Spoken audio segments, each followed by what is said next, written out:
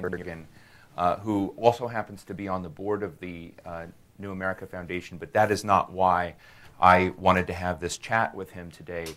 Dan is one of the people who helped us understand our world and how it really works better than nearly anyone else.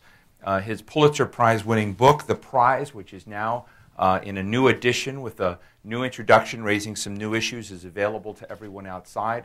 There are people watching live on the internet now at the Washington Note, at the New America Foundation website as well.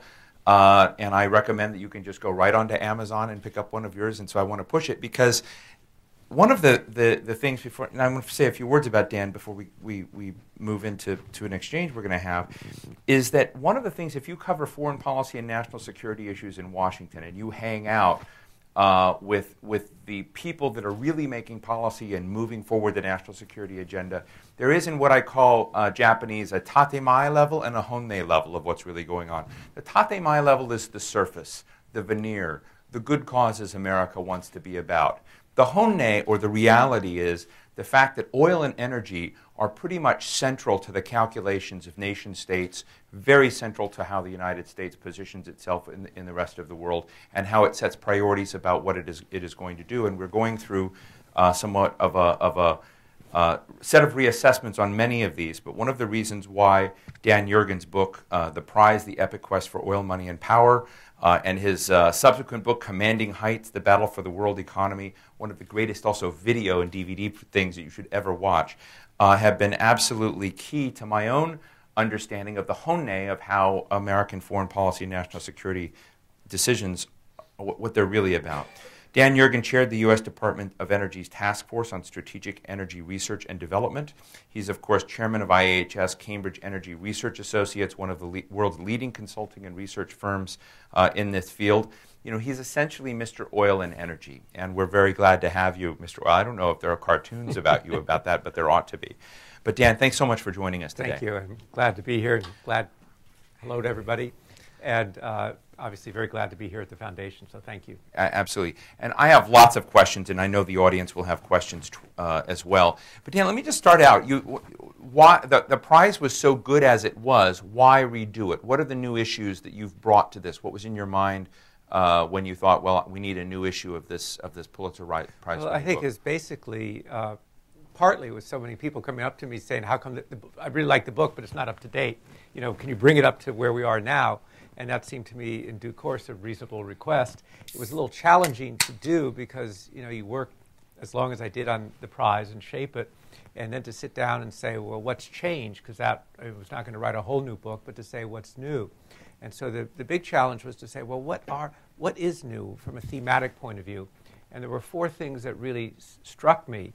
I started revising it before oil hit $147.27, but one of them was the way oil had really become a financial instrument, almost a currency in opposition to the dollar that you have traditionally, going back to your introduction, during times of instability, people go to the dollar as a source of stability. During a time of currency instability, they go to oil. So that was one thing, and we lived through that. The second thing was globalization, but think about it in terms of globalization of demand. Not that many years ago, when you talked about oil demand, you were talking about the industrial world. You were talking about the United States, Canada, Western Europe, and Japan. Demand is really globalized. China, when the book first came out, consumed about 2.5 million barrels a day of oil. Today, it's over 8 million barrels a day. And so that changes many, many things in the world. It has a big impact on the global economy. It has a big impact on global politics. So that was the second big theme. The third, of course, is what's unfolding now in the U.S. Congress. That's going to unfold in Copenhagen in just a matter of weeks now, which is climate change as an issue that has, you compare it even to where we were at Kyoto and where we are today, whole different traction and what that means. The final thing that struck me was technology. I think there's an image in many people's minds that this is a 19th century industry. I don't know if any people here in the audience who are watching, how many of you saw There Will Be Blood, a very slow-moving movie for those that took a very long time. But it carries back that notion of the industry. And in fact, this is a very high technology. The energy industry is high technology, but what we're now seeing is an emphasis on technology all across the energy spectrum. We hear it when we hear Secretary Chu, great scientist, Nobel Prize winner, speaking renewables alternatives, but it's also true in the oil and gas industry. And there's just an emphasis on technology. You mentioned the task force that I'd headed on energy R&D in the 1990s, and that was during the Clinton administration. And we worked on it for a year and a half, came out with 3 big volumes, and not much happened because after the Gulf War, the energy question was settled. Nothing to worry about. A study like that today would get an awful lot of attention trying to sort out R&D. And that's one indicator to me of how much has changed. And so we're going to see surprises. We're seeing surprises right now. Biggest surprise out there right now, I think anybody in the audience, I guess people would probably, some of you would know what it is. It's unconventional natural gas, kind of changing our energy equation as we sit here. And that's technology, and that's a surprise. So those are I'd say the 4 organizing themes that I used.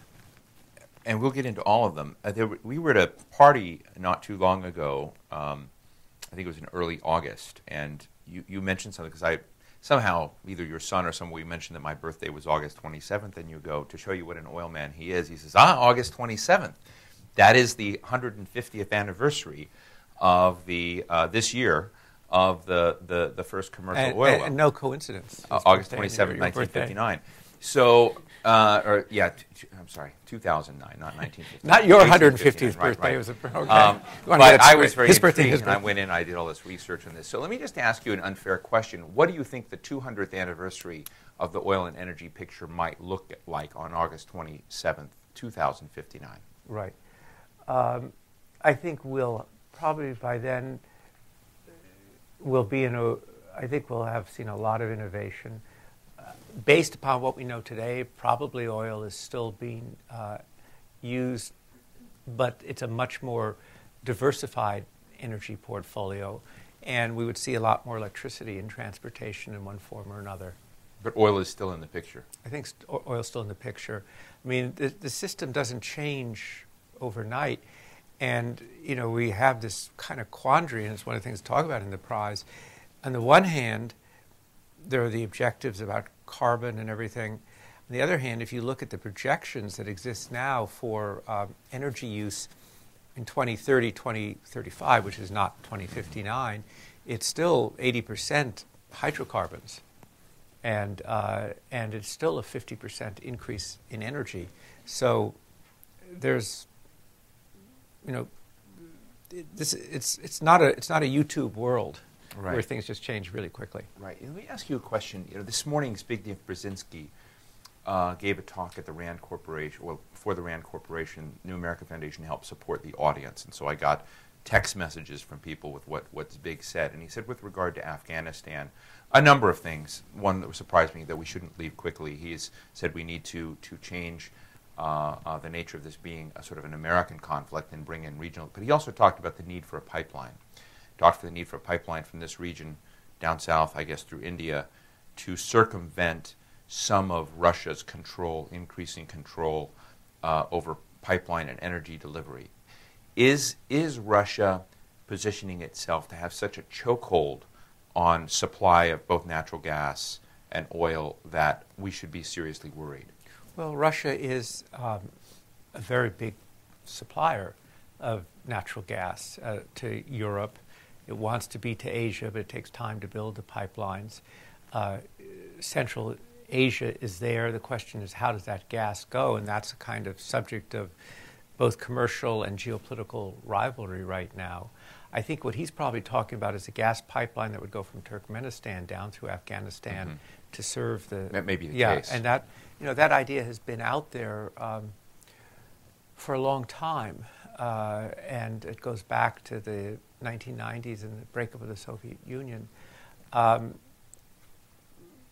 would say it would probably be very hard to get a pipeline financed right now through Afghanistan. does it explain another of the rationales for why America is deployed in Afghanistan today the way we are, other than democracy building, well, Al-Qaeda? I think you can look at the first Iraq War, the first Gulf War, the second one. The first one, clearly, it was about oil and who was going to control the oil resources of the Persian Gulf, was Saddam or not Saddam, and I think the second one is less clear. To me, I mean, Afghanistan, and you have experts here in the building on it, Peter Bergen and others, but I think that's about the other theme, the regional stability. It's about Pakistan, it's about terrorism, it's about all of these other issues, and of course it's front and center in a most sharp and painful way today. When I look at these unstable regions in American deployments, I can't rid myself of the framework of your book, looking at some of what really the deal making and driving that is going on. Another thing that you've done in the new version of the book, if I can say that it is that you have to kind of separate it into two levels. There's kind of commercial interests, right, and people often confuse that in kind of strategic interests.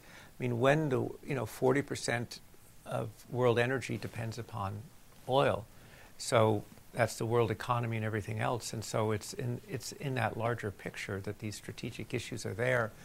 I would say that what really brought it home for me when I was writing the prize was doing the chapters on World War II. I thought I was going to do one chapter. I ended up doing 4 because I just saw how permeated the Second World War was by oil questions, from the initial decisions of Germany to invade the Soviet Union, oil in Baku, Japan and Pearl Harbor, right up till the end, and cutting off the oil supplies to the Axis powers.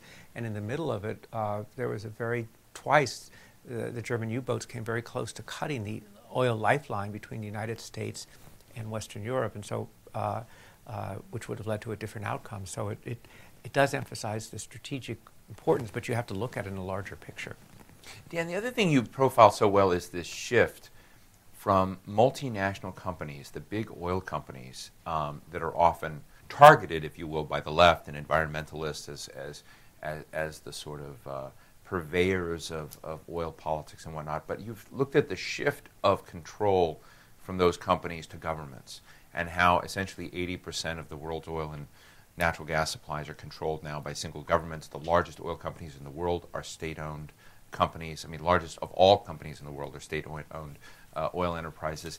What are the implications of that, not only for the global energy system, but for the United States, that I think has avoided that sort of focus? We're not renationalizing ExxonMobil or others, and yet China, Saudi Arabia, Russia, and are the biggest players in oil and energy today, other than the United States, are pretty much moving down that course. Yeah, sometimes when I see the headlines that say, big oil, and I think, well, actually they mean medium-sized oil, because big oil is, as you say, these large state-owned companies. And there was a period in the 1990s where it was moving towards more openness, towards openness, I guess we'd say. But then with rising prices, particularly reinforcing resource nationalism and countries wanting to maximize their collection of rents, basically, these national oil companies vary greatly. I mean, you can look at the Chinese companies, which want to be international oil companies with Chinese characteristics. They're owned by the Chinese government. They are also owned by the pension funds of many people sitting in this audience or watching it. I mean, so they're kind of mixed instruments. Then you have the ones that really control the resource. Some of them are efficient. A lot of them are not efficient. And it means that the degree that the commercial and the strategic and government revenues are all very tightly mixed in. And I think it does potentially mean, and it does mean, it's more politicized. You showed me a little paper that I'm going to pull out here. It's very intriguing. I have not read this paper, but it's just being put out by IHS Sarah, called Peak Oil Demand in the Developed World. It's here. And I have been waiting, watching, and jumped at this too early for Dan Yergin to say that we've achieved peak oil, which you've not done. In fact, you've resisted quite strongly. But you are now arguing that peak oil demand has been achieved. Right. Yet you've not been out to say that peak oil has been achieved. Which sounds to me, just thinking mathematically, that that's a pretty good thing. That in fact, if you've got a peak oil demand moment and you haven't yet reached that peak oil on supply, well, you might get some beneficial. So which do you want to do first, peak oil demand or peak oil supply? I want you to tie them together. Do the demand and then tell us what the impact is on supply. Well, I think just probably people in this room, people watching, will know that you probably have a somewhat different attitude than maybe even 3 or 4 years ago. And what we said, last year we said we think the U.S. has hit peak demand, and we went back and looked at the numbers and said, well, what about the industrial world, OECD? And looking at it, we think 2005 was the peak. And then we had a big drop with the recession. It will recover, but it will not recover to that level, and it will probably sort of flattish, gradually go down. Why has this happened? One, it's demographics. It has to do with the aging populations in the industrial countries. Turns out people who are older populations, people are retired, they don't drive as much. Second thing is that we got a huge surge in driving in the United States from women entering the labor force over a period of 20 or 25 years. We've kind of reached a saturation there. So they're the demographics of it. The second thing is government policy. It took rising oil prices to do it, but for the first time in 32 years, we have new fuel efficiency standards, and we're going to see that. And then the automobile companies have changed, very different from where they were, a focus on efficiency. And then there's the drive for electric vehicles, plug-in hybrids, non-plug-in hybrids, biofuels, all of those things that are coming into it. So all of those we see replicated across the industrial world. Very different from what's happening in the developing world or emerging markets world. To me, it's a stunning statistic that this year more new cars have been sold in China than the United States. 5 years ago, would one have thought that was possibly going to happen? The surge in China and their stimulus was, one of the things it was aimed at was encouraging people to buy new cars, and that very substantial drop in new car purchases in the United States, as Detroit knows all too painfully well. So that's the picture there. Now, peak oil, this is clearly playing off the notion of peak oil supply. And one of the things, when peak oil started to really bubble up around 2004, 2005, went back, as I do, and read through the prize and realized that this was the 5th time that the world had run out of oil. The first time was in the 1880s when... The 5th time? The 5th time. 1880s. How often do you go back and reread your book? I don't sit down and read the whole thing. But, I would say, every few weeks there's something I want to just go back and look at and think about again. Because, you look at it and you thought about it one way at one period, and then what's happening in the world makes you look at it another way. Here's an example. I didn't go back and look until recently at the battle between the gasoline-powered car and the electric car at the end of the 19th century, the beginning of the 20th century. It started in about 1895, and about 1910, the gasoline car, the internal combustion engine, had seriously trounced the electric car, and it looked like that race was over. Now, clearly, that race has begun again. And so that's the kind of thing, events today make you look at it differently.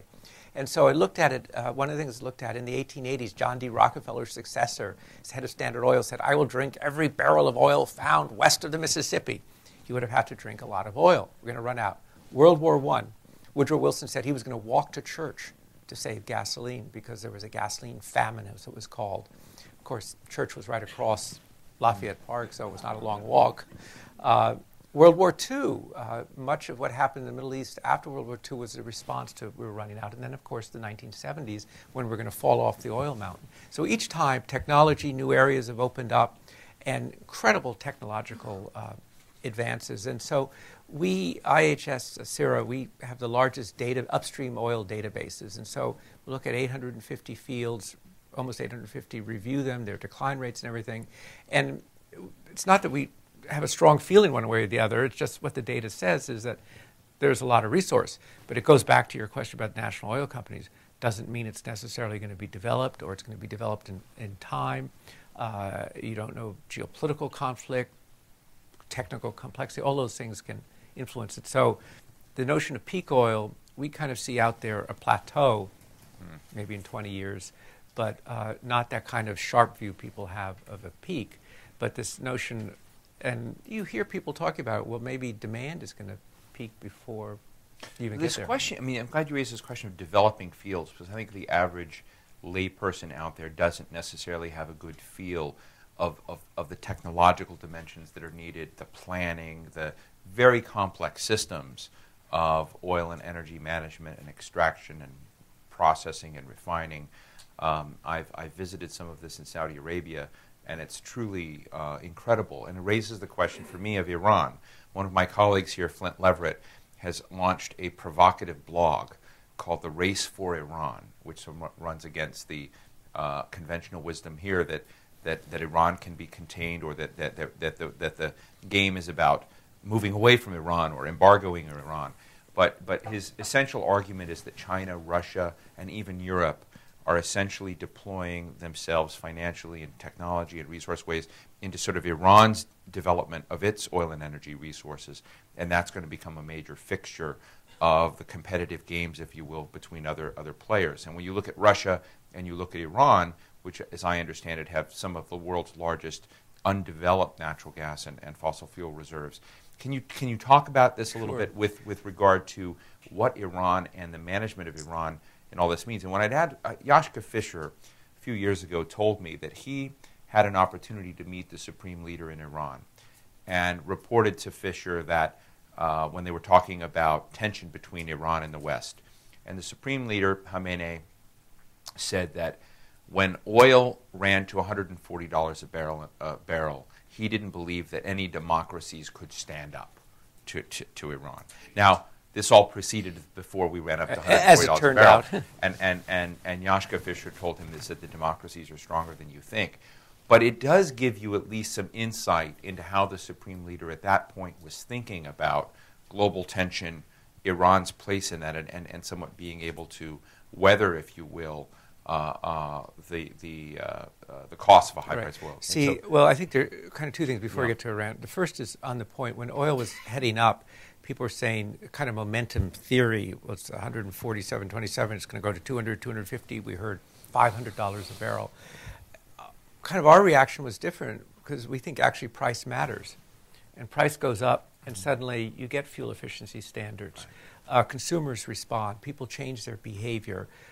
It contributes to recession, which leads to lower demand for oil, and the price goes down. So I think that they're not just the supreme leader. A lot of people thought it was inexorable and inflexible, and that in fact these are dynamic systems. On the question of Iran, I think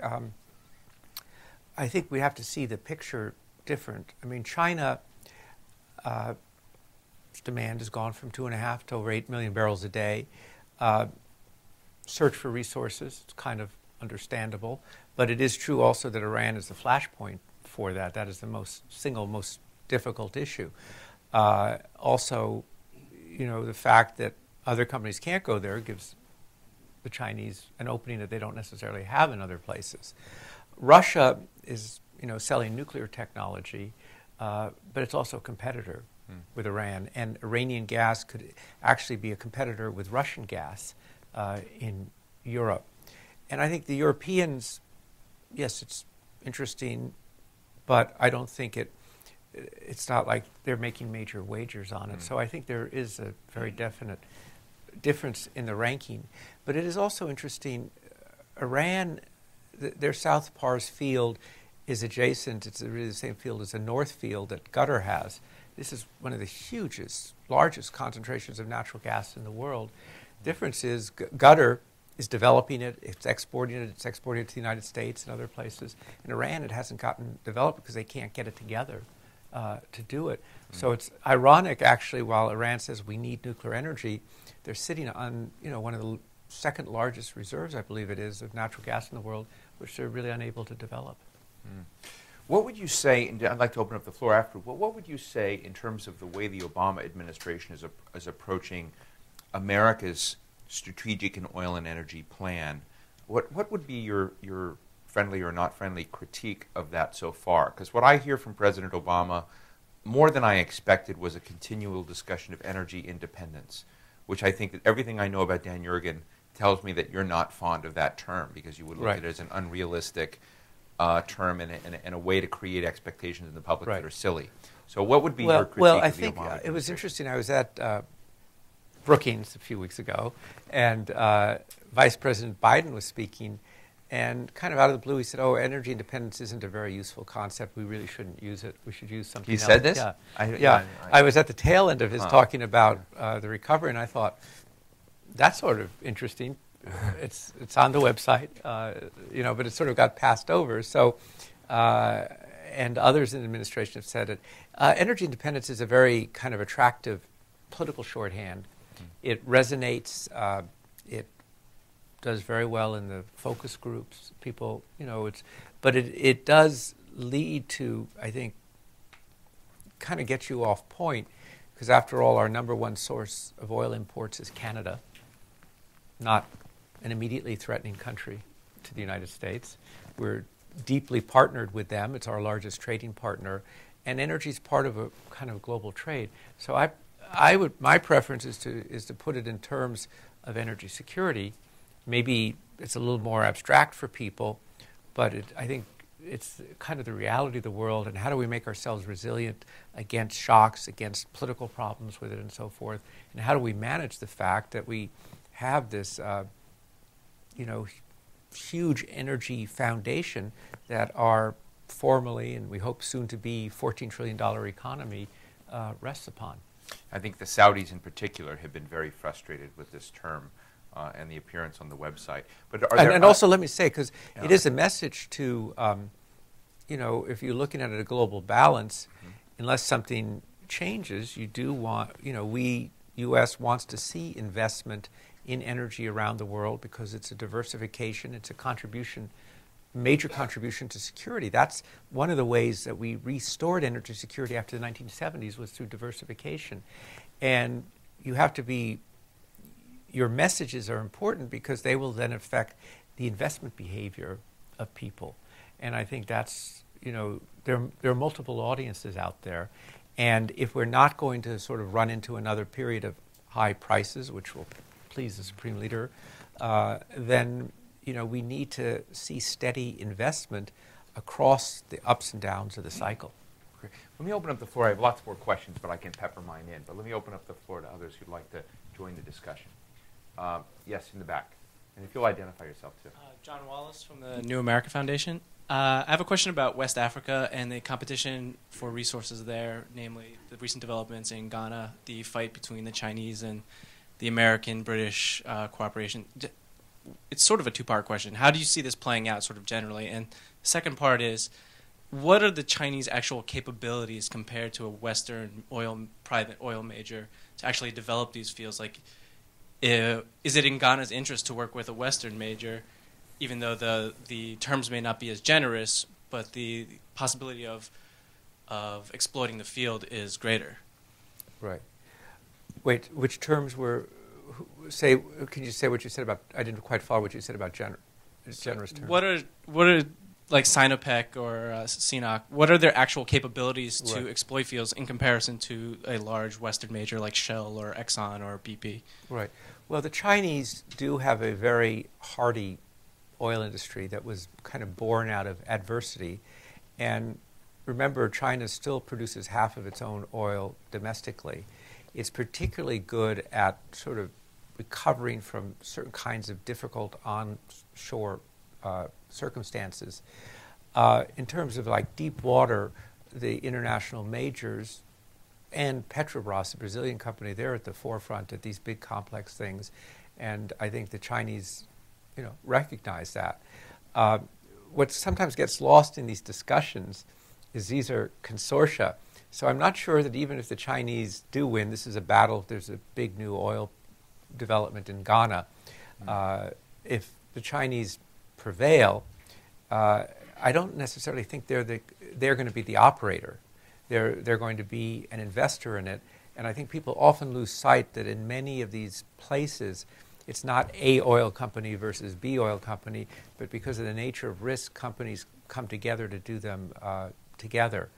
The Chinese are obviously been very active in West Africa. I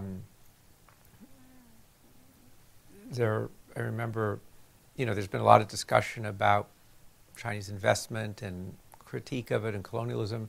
Then I remember a few months ago there was a story in the New York Times where people in West Africa were complaining that the Chinese were not investing because they had, counted on it.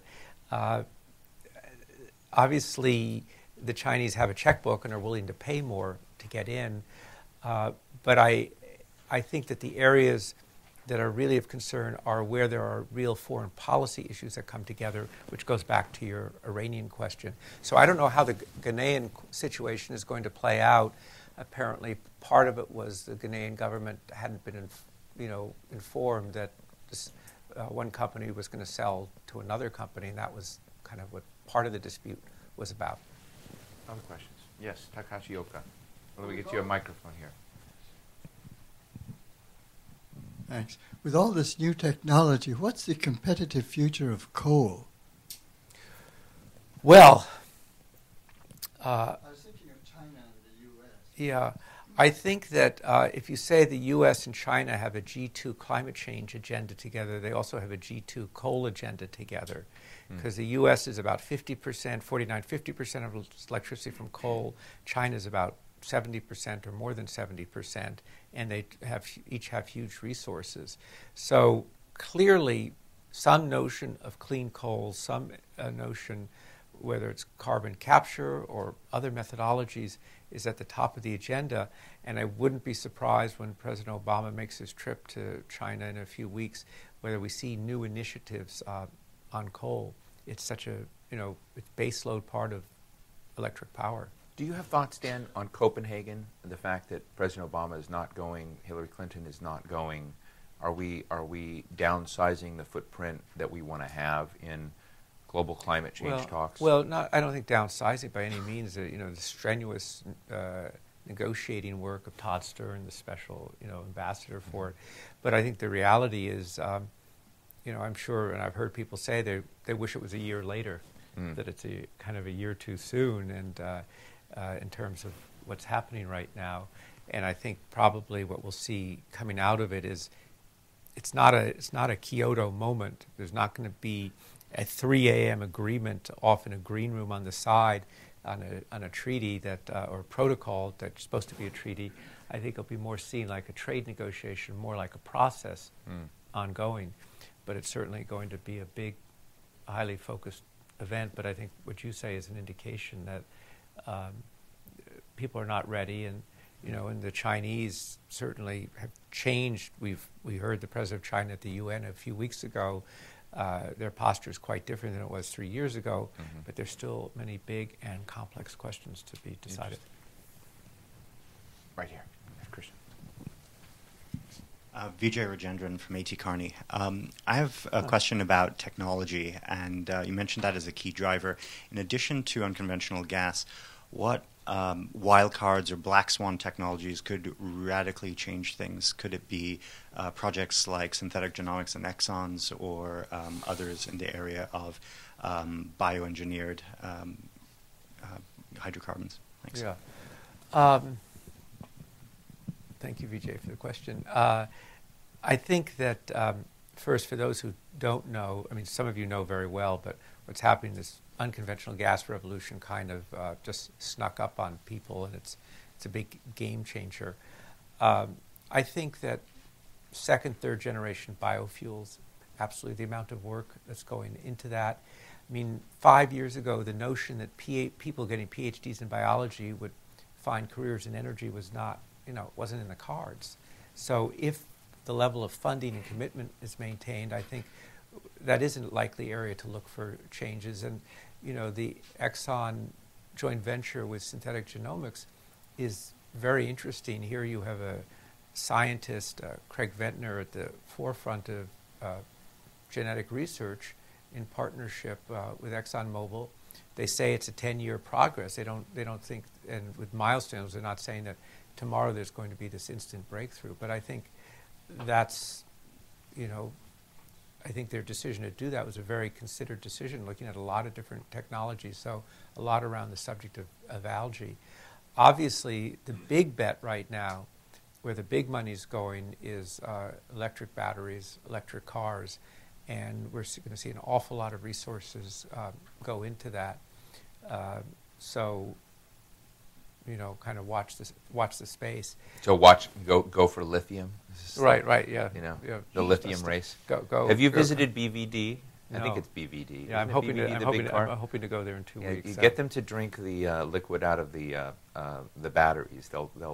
This is the company, for those who don't know it, it's the second largest battery manufacturer in the world. And I visited the plant in Shenzhen where they're making cars, and I drove one of the electric cars. It's fairly fascinating, and I think it's going to wipe out the Prius. But Warren Buffett has been trying to buy, or may have already now secured 10% of the company. Yeah. But one of the things that's really interesting with the non-toxic side of the batteries, it was there. And when I come back, and I have, after years of listening to Bob Lutz and other folks in the American auto industry say we would never develop real electric cars that mattered, that the technology didn't exist. It's pretty staggering to see it right there in front of you in China. Did you drink it too? I didn't, but I watched the video of the CEO of that company drinking the liquid out of the battery. I didn't have the guts to do it. Right. But I think Buffett may have done that. Right. So those are two areas. I think going back to the other question, finding solutions around coal. Awful lot of efforts going into it. So, if you say you have a sustained technical commitment over several years, I mean, when we did that Department of Energy task force, basically the reason for doing it was to try and save this a paltry dollar or dime for R&D, because the whole view was, well, problem solved, you don't really need to do it. So if we have a sustained commitment over a number of years, we'll see surprises. But I think those are obviously a couple of areas. Ben Deering, and then here. Hi, Ben Deering, Department of Energy. We've heard, Steve asked the question earlier about peak oil, that it's more maybe a supply problem, a deliverability problem than a supply problem, getting access, getting the right technologies applied to the oil that is in the ground. Ed Morse has talked about in his Foreign Affairs article and others the idea that we need maybe greater reciprocity, that the West, the U.S. could act more together to say to countries like Russia or other producers, that if you want to invest in our resources or generally trade with us, maybe incorporating it into WTO norms, you need to allow greater Western access to your energy resources. I mean, do you have any thoughts on what the West, the U.S. or the West together, can be doing to foster greater access to these undeveloped resources? I think, first of all, I think, and this kind of goes back to your question, I think it's important that it be on the agenda. And I think it's important that Western governments put this on their agenda and think about it in their discussions. It's both the access and the investment question, and that it sort of can very easily fall off, because if you don't have the Western consuming countries reiterating in multiple dialogues how important it is, then it kind of loses its force, and things, as you describe it, the deliverability problem becomes more concerned. So I think one way or the other is it needs to be a consistent part of the agenda, maybe in the way Ed described, or maybe in other formulas, but we need to stick with it. Yes, right here in the front. Thank you. Kevin Bliss with the Interstate Oil and Gas Compact Commission. Many in the U.S. environmental community appear to view domestic oil and even natural gas production as ground zero in their battle to move the country toward a new renewable energy future, opposing almost all new development. However, more than propelling the U.S. into that future, there's a strong argument that it only moves production of oil that the United States needs offshore, with significant national security and economic implications. I wonder if you'd comment on this and how it complicates the ability of this country to make rational energy policy decisions, especially with the influence that the environmental community has over this administration? Yeah. Well, I think it's, the law of unintended consequences is as powerful a law as any known in human affairs, I think. And that policies pursued at home, people can say, well, we want to reduce our oil imports. We could end up pursuing piecemeal policies and actions that end up meaning that actually we increase our imports. And as you say, the production is elsewhere. It looked like starting, a year and a half ago, there was a willingness to reopen the discussion about offshore drilling. I think of Norway ranks far higher than the United States as a green country on the rankings. In fact, I think I saw it as ranked second highest country. All of their oil production is offshore, and it's in very difficult circumstances. So it seems that we do it in the Gulf, but everything else virtually is closed off, and it makes sense. We also ought to know what kind of resources that we have there. In many areas, it's based upon 1970s technology. We're going to, it comes up now in the unconventional gas question about where you're going to be able to produce, where you're not going to be able to produce, what the issues are, the water issues. We've been looking at the water issues, and the fracking is down here, to get a little technical, and the aquifers are up there. But I think that if we don't have sensible policies about development, then we do end up constraining what we do and end up importing more supplies from elsewhere. So I think it's has to think about it. Just very quickly and into the microphone. Yeah. But hydraulic fracturing you mentioned, I see that as a prime example of a nothing issue that has come to the fore strictly because it can stifle development of gas. Well, yeah. I mean, you see that, and so there is a need for,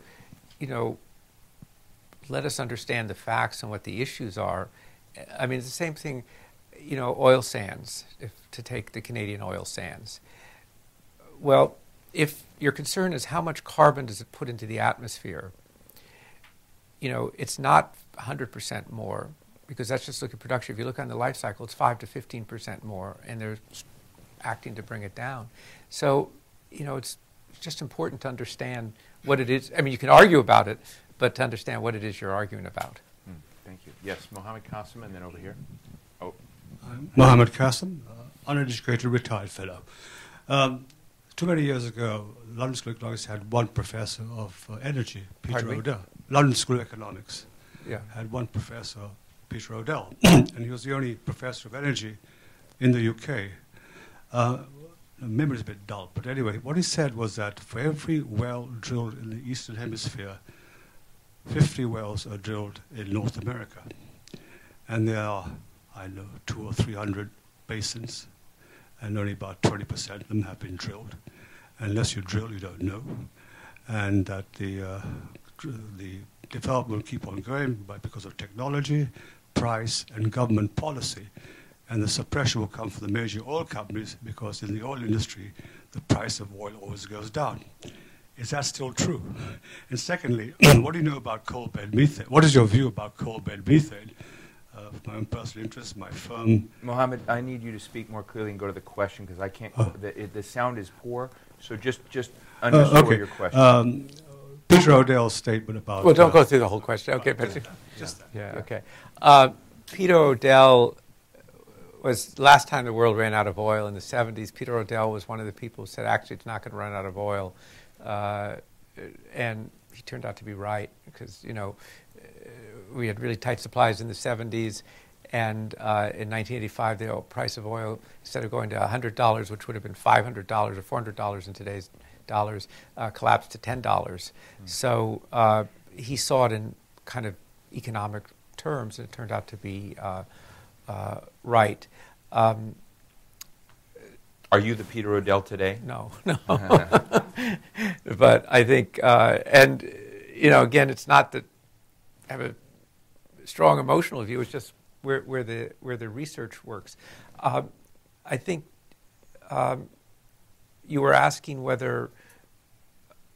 About discovery, and it's kind of another story from the prize. So the guy, the famous oil finder who was responsible for the big development and exploration in Texas and discovered Spindletop and so forth, he was once drilling somewhere in 10 years later, and somebody said to him, "Is there oil there?" And he said, only Dr. Drill knows for sure. And we have a lot more sophisticated tools today. People can see thousands and thousands of feet under the earth with complicated 3D seismic. But at the end of the day, you still actually have to drill to determine whether the resource is there and whether you understand the geology right. So I think that's a recurrent thing. Coal bed methane, there was a lot of enthusiasm and hope for it in the 1990s. My understanding is that it has not turned out on anywhere near the scale that people had hoped for, unlike this other unconventional gas, shale gas, that's the heavyweight today. James Platt. Oh. My name is James Cladd. I'm with the Defense Department, but 7 years ago I was one of the serried rows of directors for Asia Pacific for Cambridge Energy. Dan, returning to politics, returning to China, I entirely agree that everyone forgets that consortia are the name of the day, and that, moreover, what the Chinese drill for is fungible, and oil under Chinese control or anybody else's changes title in the hold any number of times before it gets to market. On the other hand, you wisely said that it really matters when one's dealing with a foreign policy question. So I wonder if you kept up with the bidding round for the Rumaila field in Iraq. And one of the things that I find extraordinary, it probably coincided with Michael Jackson's death and therefore didn't receive the sort of attention it might have, but the way in which CNPC, in consortium, quote unquote, with BP, took that concession in Iraq, which I think has profound consequences because BP didn't wait very long until they did an equity switch, and there are mutterings in the industry that it's not really about BP doing very much at all in Iraq, but about a refinery in the Chinese coast. Scurrilous gossip, of course, but there are some important questions there. The administration obviously gun shy of wanting to be seen rhetorically as having gone into Iraq for the oil, but it's a huge result, in my opinion. Well, Rumaila is a huge oil field in Iraq, and Iraq has huge oil resources and also requires huge investment. And I'd always thought that, in all that discussion, that what we'd basically do is see consortia in there, and that the Chinese companies would be there in consortia with others. In that first round in Iraq, really only BP and CNPC, the Chinese company, bid.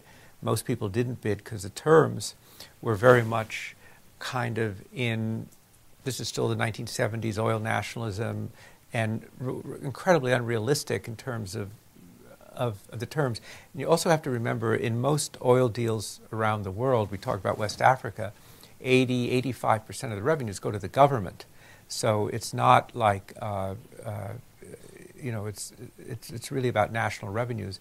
And Iraq had very tough terms that most companies just said, we can't do it. So no U.S. firms bid on this? Surely they did. There was just a question of how many dollars per barrel. Well, I don't know who did bid or. I mean, I know that many of the companies said they were not going to go. They were not bidding. There's going to be another round, but the deal there is that they get it's about, I think they've said it's probably a few dollars a barrel to revive this field, and that the idea of it is that although the terms are very tight in terms of the risk and the uncertainty and investment, that the volumes would be such that it makes it worth it doing it. So they were willing to go in there and do it, and that's the first major important deal that's been done, and we'll see what happens in the second round on it.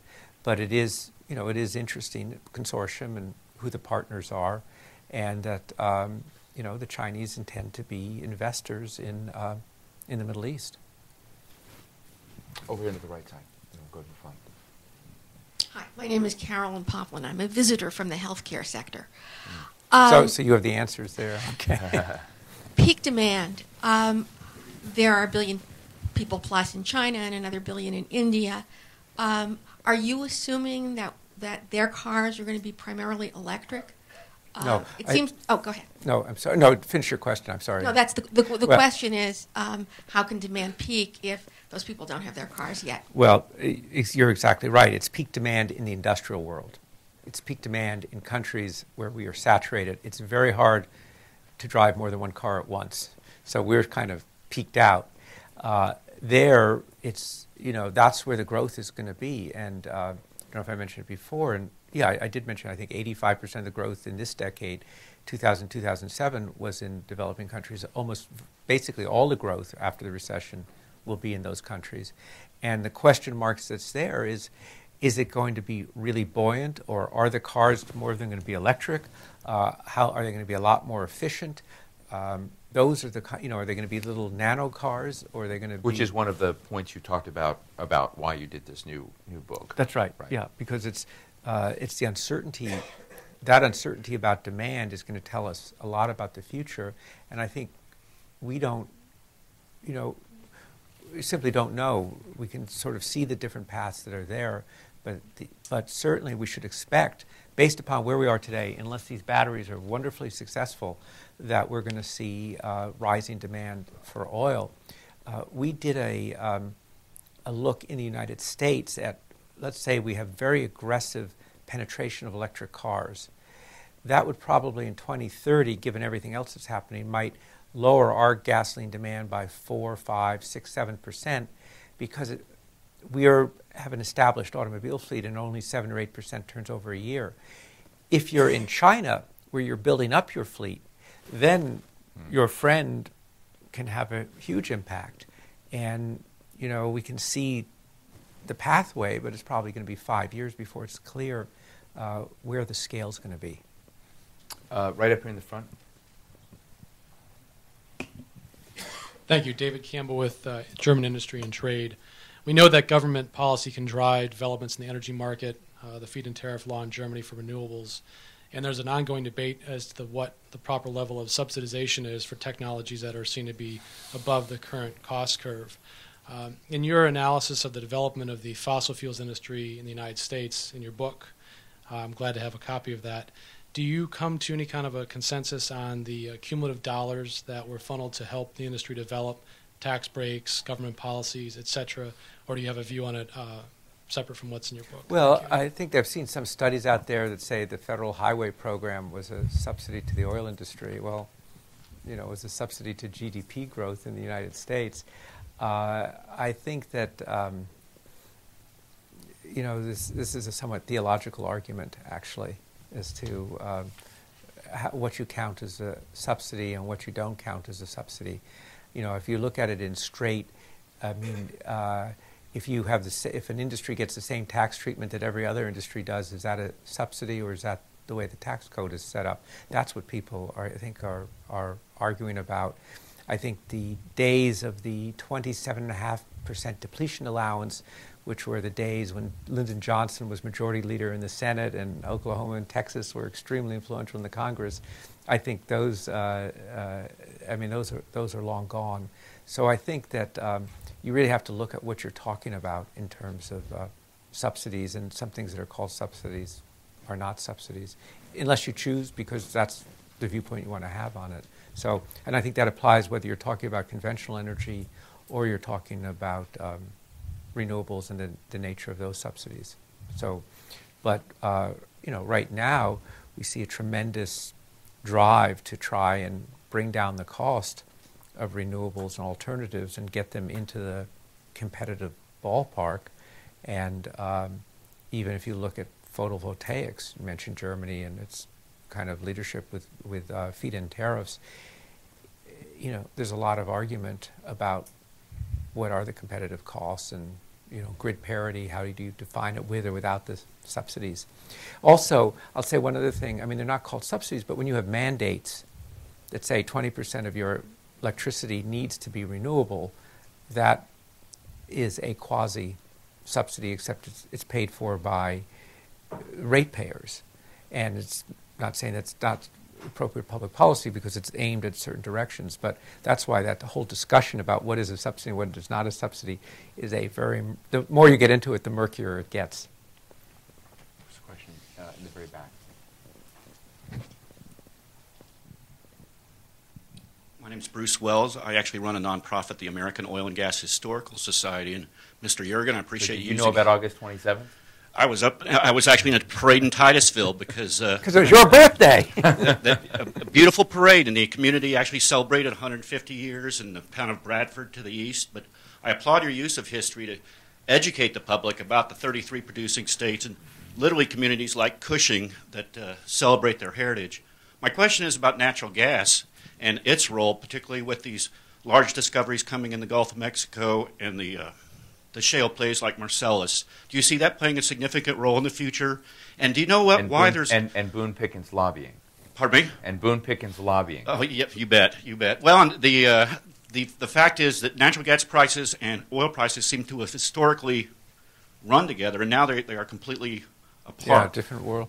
And any explanation for that? Sure. Well, let me first say, just going back to your joint birthday, so I did an article for Forbes.com which said that actually you could look at the origins of the oil industry as a Silicon Valley startup, only it was an oil valley startup, and you were just in Oil Valley. You know, guy had an idea. He needed academic validation, found a professor at Yale who needed some money, who wrote a report saying, hey, this stuff might actually replace whale oil, which had gone through the roof at $2.50 a gallon. He found investors, put a consortium together. They needed a CEO. They hired this guy, Colonel Drake, who wasn't a colonel, but they gave him the name because it made him more impressive in Titusville, which is where the discovery was. He needed a management team, so after the problem with drillers at the time, because what they wanted to do was adapt this technology that had been used for water to see if you could adapt it to getting this rock oil. So he needed a management team, and the problem with drillers is they were notoriously drunk.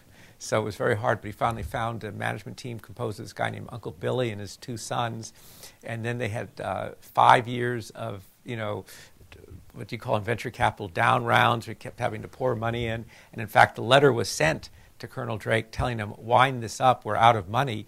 But it took about 2 months for letters to go from New Haven to northwest Pennsylvania, and more or less on the day that the letter arrived was the day that they actually discovered oil. And so it was just, to sort of fit the pattern of a startup.